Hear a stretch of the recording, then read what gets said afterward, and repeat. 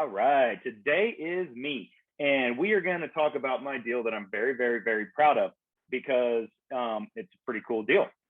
I'm going to be showing y'all all the stuff behind the scenes. I'm literally going to walk you straight through exactly what I said, exactly what I did, and how I got this wonderful deal. And it actually ended up being a win-win. Guys, I'm never an advocate of taking advantage of anybody, trying to do any kind of weird business or anything like that. Guys, never do that. I was always very, very open, honest, and sometimes people just need a very quick and easy solution. And so I was able to give them that. So what we're going to do is we're going to talk a little bit about the property. I guess the property is 719 Cormorant is the name of the property, which is everywhere. I guess I probably should have figured out some way to do that. But what's really nice about that is that it's a property over like 151 and 410 kind of area. Cool house, right? It's like a 2010 build. Here it is right here.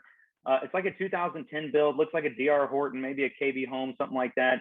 It's one of those very densely planned developments. You can see there's very small lot lines around, but as you can tell, they built this entire thing up and down the street all about the same time. So all the houses are about the same. And I did go over there and take a look at it, to take a look at the house. And I also guess I wanted to show y'all exactly where that thing is, kind of over on the northwest side of San Antonio. Right over here, very big working population. I love it. There's renters in there right now. So what I did when I started with this thing, I'm going to walk y'all through the whole thing. If y'all want me to shut up about something, just tell me. I'm just really excited about it. This was a lady that my wife used to work with who owned the house. She now lives in Cincinnati, and she has since moved, or she moved to Cincinnati, and her husband's having some health issues. She's like, I got to go. Like, I got to get rid of this house. And she had rented it to a guy for $1,100 a month. And the renter was still in there.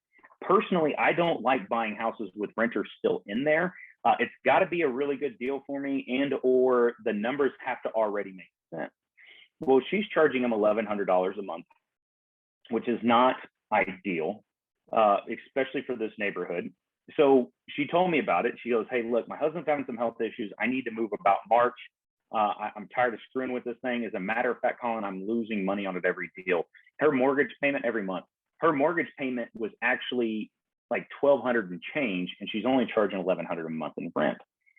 So one of the most important things I can always that you've got to do, especially when you're in any kind of selling situation, is try to understand where this person is coming from. Why in God's name would you rent a property to somebody for $1,100 a month if you knew your mortgage was $1,200 and change? That's a bad deal. I don't care who you are. And so we talked through that. And she said, well, Colin, honestly, he's a handyman. He takes really good care of the house. He does not call me if anything's wrong or broken or messed up or anything like that. He just handles it. And because of that, that's worth losing $100 a month because I'd probably spend that on maintenance anyway. And I said, well, I can understand that. She goes, but it's time to go. I need to get the equity out of this house. Got it. I'm on top of this. Let's do it.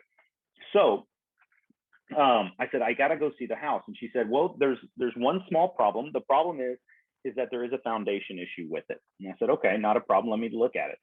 So I went over there to go take a look at the house, and there is a foundation issue. The whole front of the house was kind of slipping, and it was slipping so bad it actually cracked through the kitchen. The foundation in the kitchen had cracked that it was slipping so bad, which is a pretty big thing. She said she had gotten an estimate for $10,000. And I said, that's fine. I said, but I'll probably have my guys look at it too. But what I wanted to see was the rest of the house. The renter was extremely friendly. I walked through the house, and I saw that it was typical renter wear and tear. The carpet was a little tattered. There's little fingerprints on the wall, but nothing terrible. The floor in the kitchen, the floor in the hallway were kind of jacked. There was some settlement cracks coming through the drywall, which are pretty easy to fix. And once you fix the foundation, and the last part of it is that the rest of it was great. I mean, the renter was good. They were taking good care of the property. I liked everything about that.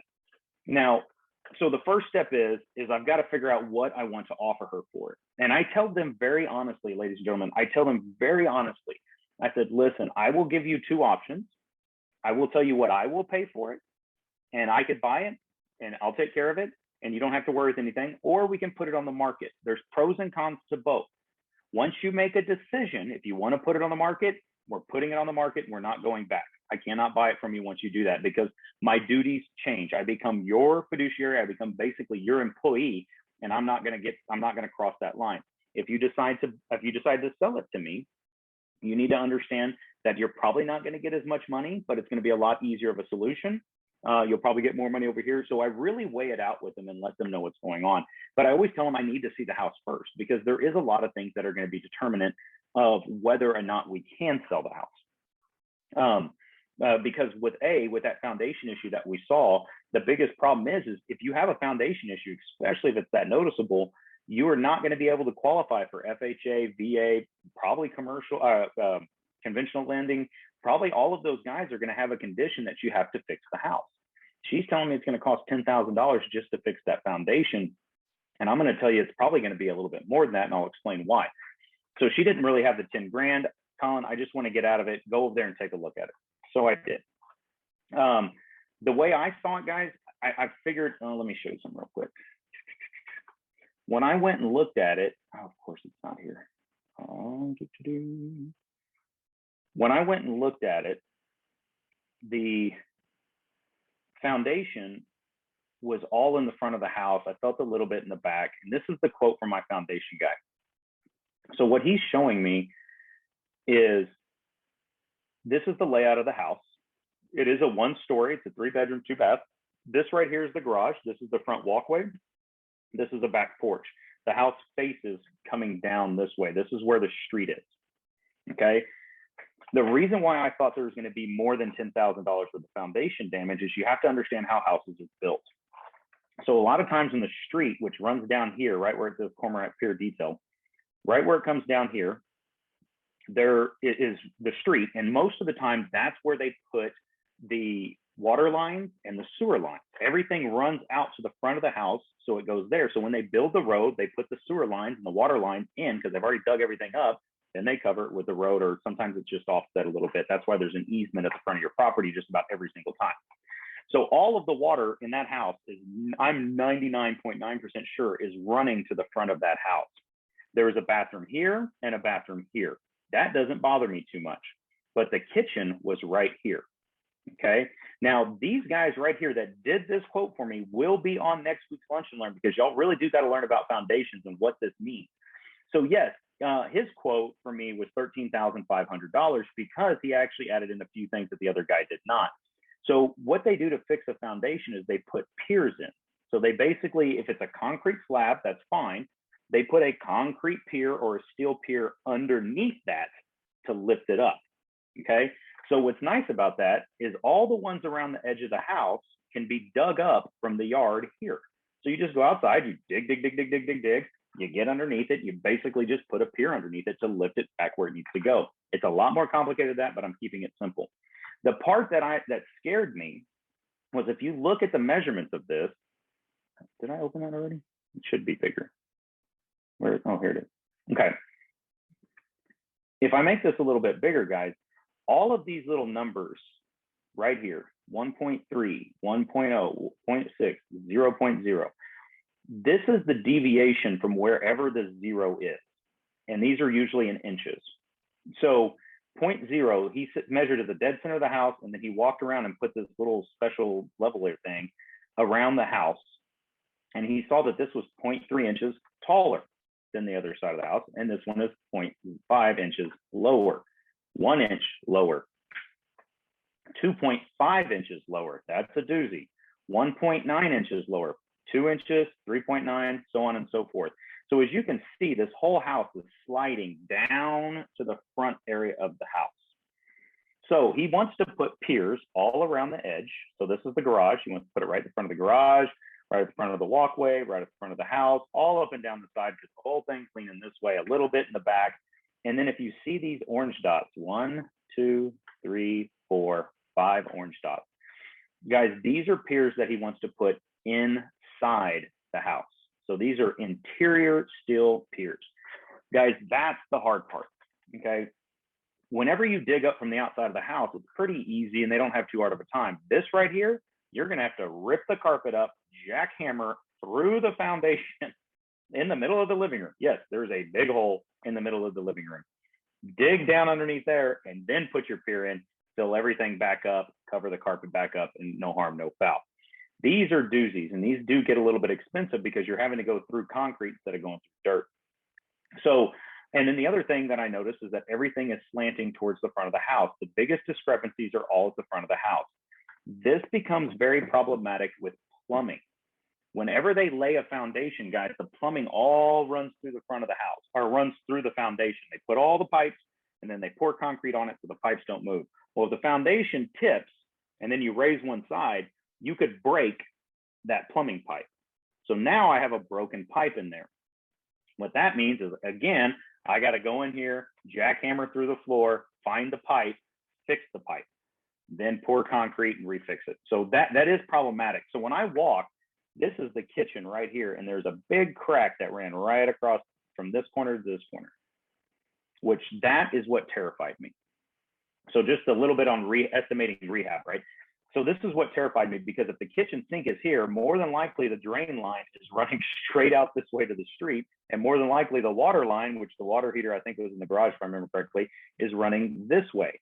So as we adjust all this stuff, the probability of me breaking a pipe is actually higher than most foundation repairs. And that's when foundation really kind of gets to being a pain in the butt. So with all that being said, I took into account what she said. I said, hey, look, we got $10,000 in foundation repair. I'm going to estimate another $5,000 fixing the plumbing problems that I'm going to create when I fix this. Okay, because it's cost roughly $2,500 per spot that the plumber has to dig through the ground. So that's roughly $2,500. I'm estimating 2 breaks. Okay. Plus I got to go through and I got to refloor the kitchen. I've got to probably skim coat whatever goes on out here. I've got to redo the hallway because the flooring there was jacked up too from the foundation shift. So I got to retile or whatever I'm going to do with all this. Then I need to go through the house and fix the foundation. I mean, fix the settling cracks, repaint, all that kind of stuff to make it look good. So all in all, I'm figuring to myself, 10 for the foundation, 5 for the plumbing cracks. I'm going to say another 5, which is really high, to refloor those areas, and another 5 for paint and whatever else breaks. So all day long, I'm figuring $25,000 on the high end to get this deal done in rehab. So now I figured out I need $25,000 to do this house. So I came back, and just like I'm telling you, I told her this. I ran the ARV. Hopefully you all know how to run the ARV. And I came up with the house is worth about $230,000. Okay. I buy at 75%. That is my metric. A lot of investors do it differently. I have to be honest, in today's market, 75% is very, very, very conservative. A lot of people are buying a lot higher than that, but guys, I can't afford to make a mistake. So what 75% of time, sorry, I don't have my big keyboard on here, so I'm having to do the little one. Times 75% means 172,500 is what I need to be into the house for. There's another reason why I like to have this 25% gap in here as well. So what that tells me is what also I have to do is I have to consider $25,000 in repairs. So if I take, so this total is this minus this gives me this, $147,500. I call this the maximum allowable offer. That's what I could offer on this property, was $147,500. I flat out tell her that. I told her, hey, I'm going to round it up to 500 because I did do a little bit in there. And she said, that's fine. Now, here's where it got interesting, and here's where I got creative. I need to borrow this money. I have to be honest, guys, I have a lot of projects going on. I just don't have a ton of cash laying around right now. So I told her, I said, hey, you said you didn't need to move until March. Is that correct? She said, yes. I said, can I make a suggestion? I said, I might be able to offer you $160,000 if you can work with me on something. She said, all right, talk to me. I said, since you don't really need the money right now, how about if I write up a contract for $160,000 and I give you a 30% carryback on the loan? And I said, so what's going to happen is the day that we close, by the way, she owed $100,000 on the house, roughly, just for easy numbers. On the day that we close, I'm going to buy your house for $160,000. We're going to pay off the bank. So that leaves us $60,000 left over. You're going to get 30 roughly. I know there's closing or whatever. You're going to get $30,000 right now. And then I'm also going to have a lien on the property for another $30,000. So I'm going to owe you 30 grand, but I'm not going to pay you just yet. You're going to have a lien just like a bank, just like anybody else.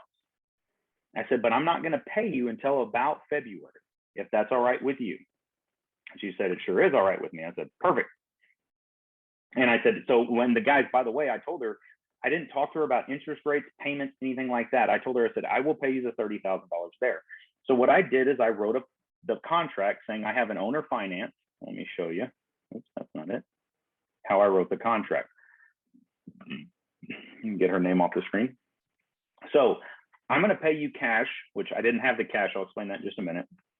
But there's a seller financing addendum for $30,000 for a total of $160,000. There is a residential lease in place. The guy's still there. By the way, he's not covering it. I'm going to close it at the title company, blardy, blardy, blardy, blar. You know how to do all that stuff. Oops, that's not what I wanted. I want, is it this one? Come on. Come on, computer, you could do it. Yeah, here we go. So then I have the seller financing addendum. I wrote in, I said, there will be a promissory note of $30,000, 0% interest. I told her, I said, hey, I need you to give me 1 year. I said, that's just because of banking and all that kind of stuff, but it's one payment due in a year. I said, it shouldn't take me that long, but worst case scenario, no matter what happens, I'm due to pay you in a year. Guys, you can make that 6 months. You can make whatever you want. I just gave myself a little bit of wiggle room. And I told her, just because sometimes banks can throw a fit about financing without a 6 months, but I don't think my bank is, and I'll explain. I said, I am going to have to call you if I decide to sell it or anything like that. And I am not going to escrow with you because it's not the full amount of the purchase price. I'll take care of taxes and all that outside of it. All right. So basically now, guys, I'm on the hook. I need to come up with $130,000 to pay her, plus another $25,000 for the loan, for the rehab. So I got to figure that out real quick. So the next thing I did is I called up, oh man, tell me I have it in here somewhere. I called up a guy named Daniel, and Eric uses Daniel. I use Daniel all the time. Daniel Fleming, because Daniel allows me to work with a lot of flexibility. He's actually pretty creative as long as the deal makes sense. Oh, I don't want that one. Let me see if I can find his sheet because I don't have it in there right now. So basically what I went to Daniel and I told Daniel this. I said, Daniel, that's still the title commitment. Where am I at? No, that's an old one. I said, Daniel, I've got this property. I'm buying it for $160,000. The ARV is $230,000. I don't know where that is. I'll find it later. What can you work with me on this thing? I said, I'm getting her to leave $30,000 in the deal as my down payment, because hard money lenders always want you to make a down payment. He goes back and he runs the numbers. He goes, well, Colin, you actually have a little bit more room in there if you want. I said, that's actually perfect, Daniel, because here's what I need. I said, I'm going to be refinancing this thing in about January or February. He said, all right. I said, I'm going to go in there. I'm going to fix everything. I'm going to get it all together. And then I'm going to turn around and refinance and get it out. I said, I've got a renter in there. And as soon as his lease is up in March, I'm going to go ahead and bump his rent up to where it needs to be, which, by the way, market rents are about $1,500 for that property. So he's going to get his rent bumped up when his lease is over. I told him that. I talked to him. I said, hey, guess what, man? You're getting a hell of a deal. I can't afford to give you that kind of deal. He said, that's fine. So the cool thing about this is, so Daniel worked it in to where the first 3 months that I'm due to pay Daniel, because whenever you get a hard money loan, you have to pay them interest. And it's interest only. So basically, I'm borrowing $170,000 from Daniel. Okay, this is what I'm borrowing. He charged, now because he is flexible with this stuff, he does charge a higher percentage rate. So he charges 12% because he's coming together with this crazy deal of mine. And if there's enough room and you have enough experience, he'll do it. So that means I have to pay $1,700 per month. Okay, every month. So 1% per month, right? So that's what my payment is. So if we're looking at the timeline of this thing, I bought it October 29th. So there's no payment due in November, but there is a payment due December 1st, which is $1,700. There's another payment due January 1, which is $1,700. And there's another payment due February 1, which is $1,700. All of those are paid for. I don't have to make any of those payments, okay? They're in my loan and I don't have to make it. Now that's a dangerous game to play, guys, because you can get a little complacent. If I don't have to make a payment until March 1st, that's gonna be like, I'm gonna forget all about it, something's gonna happen, then you're gonna be behind, and it's just like having any other mortgage. You don't wanna get behind. So not only do I get the $25,000, I also have this, but here's what's cool, is I'm also collecting rent. So I got the November rent from the guy, and I will be getting the rent for the rest of the month during the same time frame. Oops. So all in all here, guys, I am getting, oops, there we go. Why didn't that work? I do.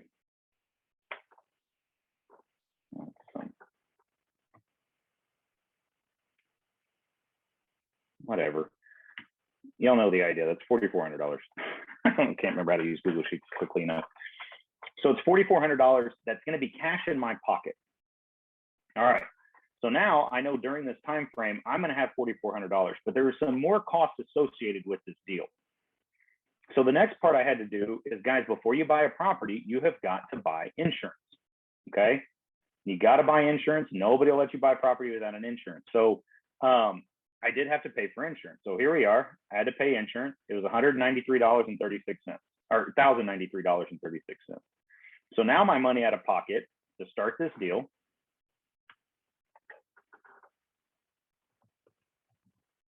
is $1,093.36.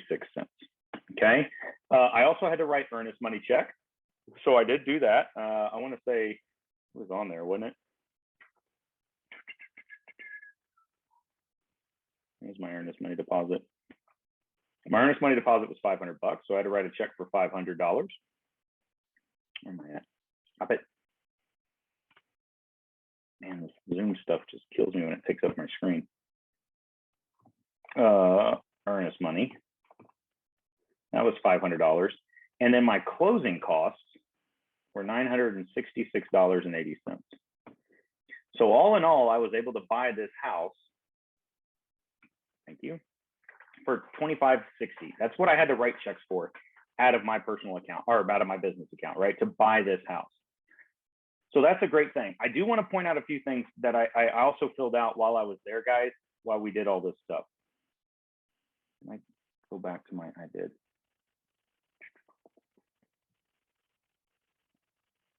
No. Where is that? So guys, sorry, my computer's dragging, guys. So when I went into, come on. So some of the things, guys, I did fill out the contract.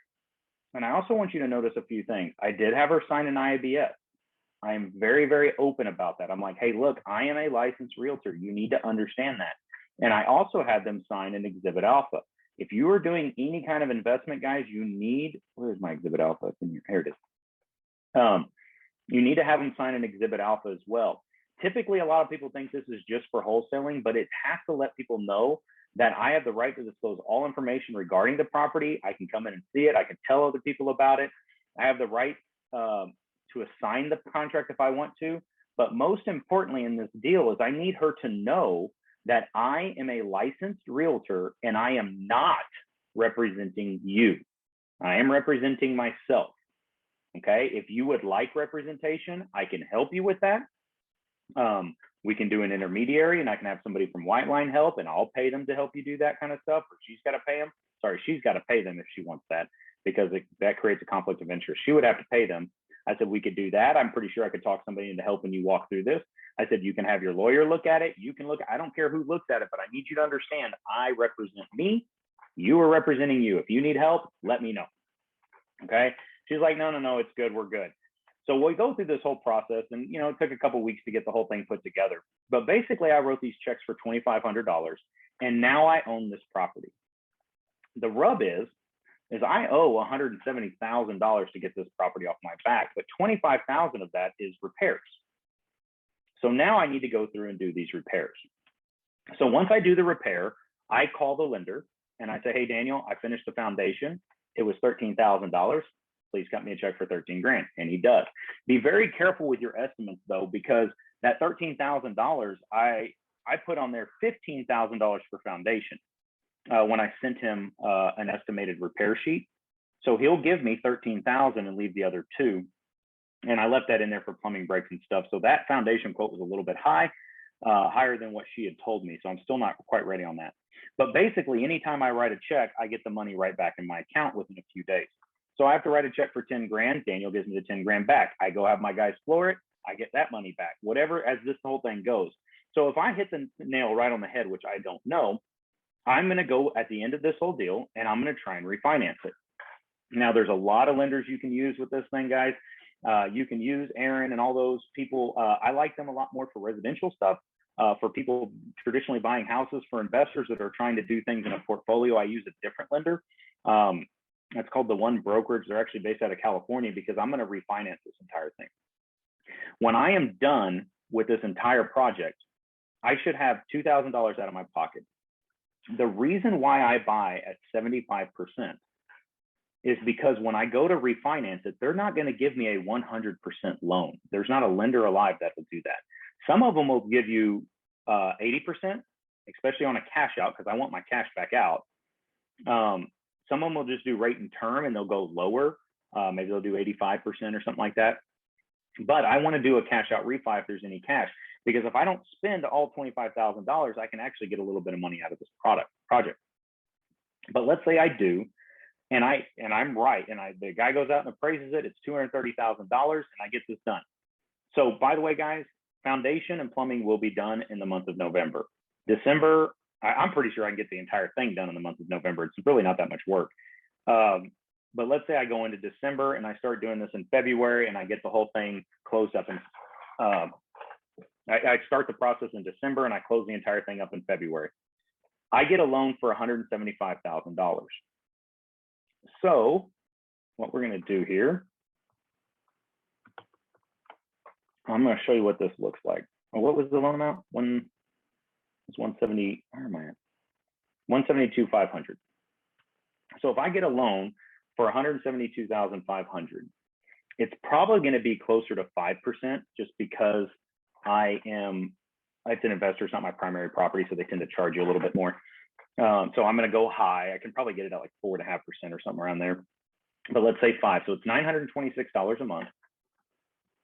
The next thing I'm going to look at is the CAD,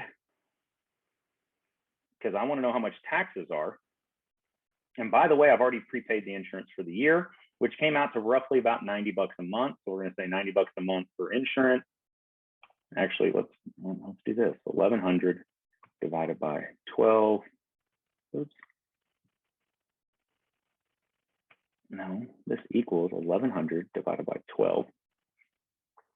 What are you doing?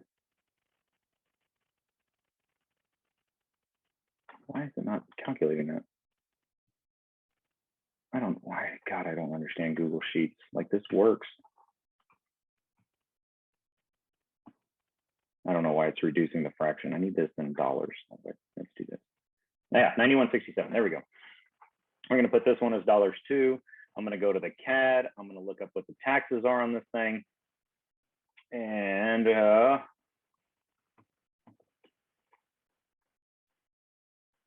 right, there's the property. Hello. Why is my internet being so slow today? Click on view details. Come on. All right, so we're going to look at the taxing jurisdictions. It's going for this year, so I need to look at last year's to get an idea. And the best part about this, guys, is I'm going to have a sell contract for $160,000 that I can shove down their throat whenever they try to bump me up.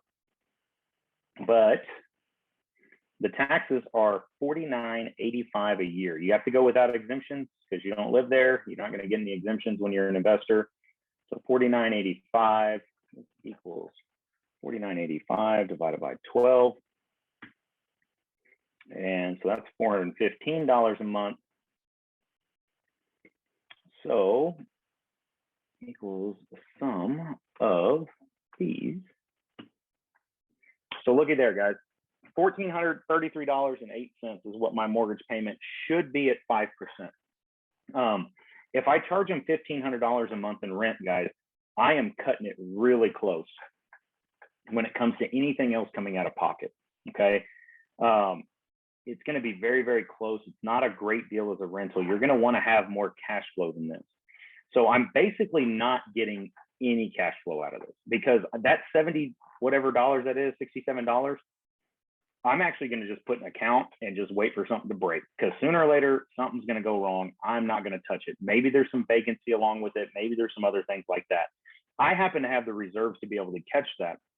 But this I would not recommend for most people to really do. Now, the good news is next year I should be able to talk my taxes down because they think the house is worth $194. I'm going to say, no, it's actually worth $170 because that's what I bought it for. I doubt they'll drop it all the way to $170, but I might be able to get a dent in that. So I'll bring that 415 number down a little bit. And so that'll go on. And if I can get a lower rate, that number will go down a little bit. So that'll give me a little bit more buffer. So this number is not the sexiest thing in the world. Okay, so that's not going to be really good. There's definitely some exposure here. Like if the air conditioner goes out the next day and I got to buy a new air conditioner, that's going to hurt. You know, I got to drop another $5,000 to put an air conditioner in it. That's going to hurt. But what I do like about this, guys, is we can't forget that I've also paid $4,400 and not had to make any payments. So if I collect the $4,400 and I get my $2,500 back because we've already come in with all that stuff, I probably won't get all of that back, maybe like $1,000 because I got closing costs on the other side. But now I have $5,500 that I'm actually just going to put to the side in an account that just sits there for when something goes wrong. That's where I'm doing that. So all that money that I've made this whole time is going to go sit in the sidelines. We're going to wait patiently for that to come around. But the cool thing, guys, is what I have is I have this equity. So now my net worth went up by $57,000. So now all of a sudden I have $57,000 more dollars in my account, in my net worth, what is the word I'm looking for? Why can't I say it out loud? What do they call this thing? A financial statement. So on my personal financial statement, I say, hey, I own this house that has $57,500 in it. I look a little bit better to banks. This is my retirement. It's great. And guys, over the next few years, as this pays down my interest and as the value of the property goes up, that equity number grows faster and faster and faster. I don't think that there's going to be a lot of problems that come along because this house is in fairly good shape. I wouldn't do this if this was a house built in 1970.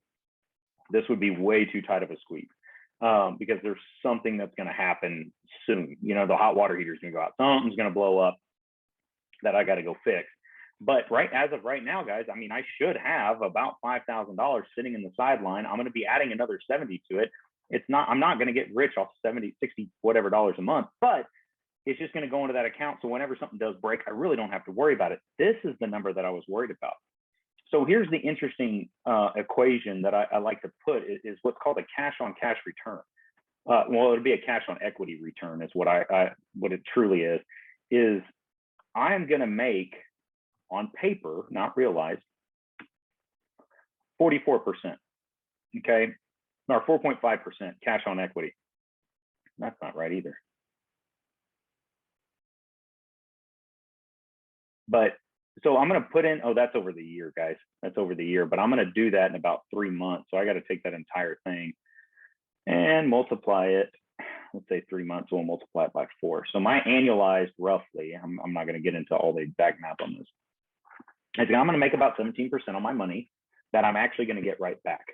So if I do get all my money back, it becomes an infinite return. If I have to leave it in the deal, I still made 17% on the year because I left it there. And guys, the stock market very seldomly does 17% on the year. Now this year it's had a good year. I think it did like 19 or 20%. You know, the S&P did, but it's there. So guys, for somebody, like I wouldn't recommend this deal for somebody just starting out, but you can use these kind of deals to sweeten the pot, because if I was able to lower that offer from 160 down even less, that would be fantastic. If I could have got it for 150 or 140. This was a friend of my wife's at work. I showed her these exact numbers and I said, as you can tell, I'm not getting rich off of this. What I'm doing is I'm taking this thing off your hand and I'm just going to add it to my portfolio. I'm not going to be making a ton of money and I've got a lot of work to do.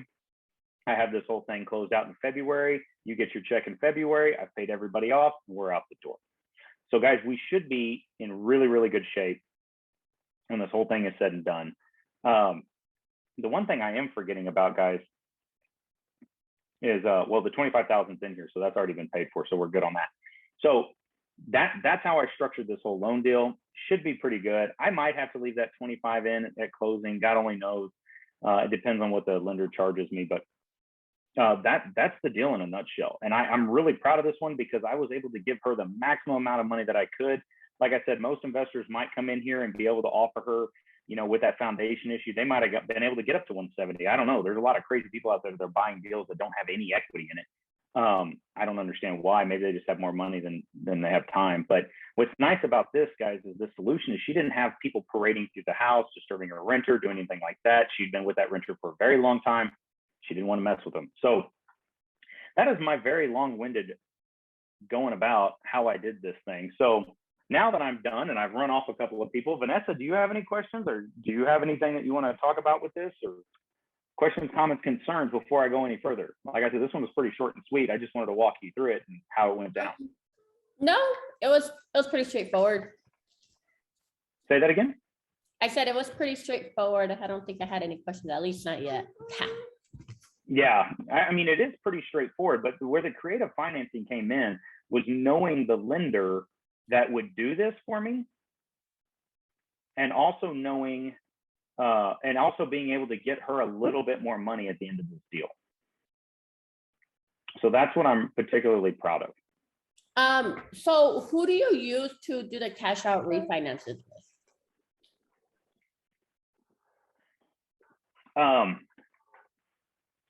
I use, what is her name? The One Brokerage. That's who I use.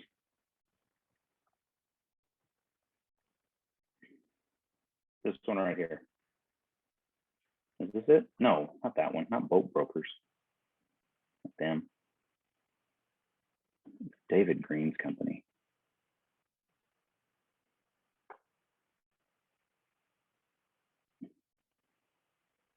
Oh, good God. Where is it?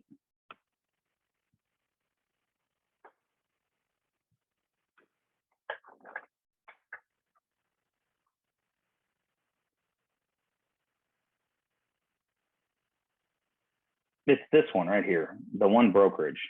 I don't remember my password for it, but that's what I use for that. And if you don't need contact information for this.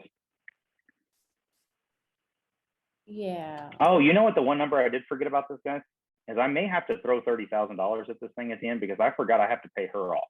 So when I refinance this thing at 230, I still owe her $30,000. So if I throw 30 grand at this, I still end up with a 27, and or I could just sell it. Which, reminding me of that might be just what I do. I might just go in there, fix this thing up for no money out of pocket, and just turn around and sell the thing. If I turn around and sell the thing, I'll probably make, 15 grand after I pay commissions and all that kind of stuff. But still, guys, 15 grand with 2 grand out of pocket over a couple of months, it's really not a bad deal. It's just showing you how I can get a little bit more creative with all of the money that's floating around in here. Because I forgot about that. Yeah, so I probably will just sell the whole thing. And it's all said and done. And once again, guys, if this price comes back at $240,000, or $240,000, oops. If it comes back at $240,000, guys, that means I'm only gonna have to throw 20 grand at it. If it comes back at $250,000, whatever my refinance is, and depends on my terms and all that kind of stuff. So I'm gonna have to explore that when it comes. So I might just sell it. So I've got 62 grand in there. So if it comes back at 250, and by the way, I was really conservative on that 230, so I probably can get closer to that. And then all of a sudden we're good to go. It's pretty easy after that. So I forgot I do have to pay back that second lien. So I might have to throw some money in at that just to keep it. I may or may not do that. I might just sell it, to be honest with you. But I've got a couple months to figure that out. In the meantime, we're still cooking. So that was the deal in a nutshell. That's what I forgot about. So yeah, not the best, craziest deal in the whole wide world, but the fact that I'm able to do it with pretty safe and be able to pull this whole thing off, I'm really impressed with myself on that one, because I think it'll be pretty good. So that's all I got, unless you got any questions, Vanessa. No questions. So that's how you use a second lien with an owner carryback in order to get everything where you need it to be. So that is how we do it. So, all right, well, get to it. I did not have time to cook my lunch before I got here. So that was my entire spiel, and we shall go I'm going to go get some to eat. Thank you, Colin. Thank you. Bye-bye. Bye.